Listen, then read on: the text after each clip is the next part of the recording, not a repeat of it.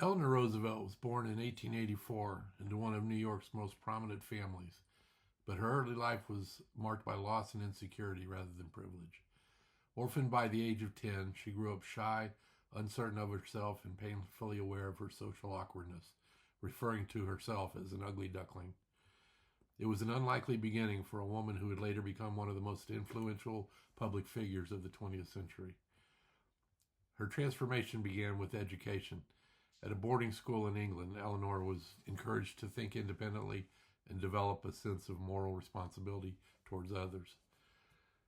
These ideas stayed with her long after she returned to the United States and married her distant cousin, Franklin Delano Roosevelt, in 1905. The marriage brought her into the political world, but it also brought personal hardship, including Franklin's infidelity and his paralysis from polio in 1921. Eleanor is widely reported to have had a deep, intimate, and loving relationship with Lorena Hickok, a prominent Associated Press reporter. The relationship, which began in 1932, is documented in thousands of passionate letters exchanged over 3 decades. Historians and researchers consider this relationship to be romantic. When Franklin Roosevelt became president in 1933, Eleanor redefined the role of First Lady. She held press conferences, traveled regularly, and spoke directly to Americans struggling through the Great Depression. She visited coal mines, tenant farms, and segregated schools, reporting back with unflinching honesty.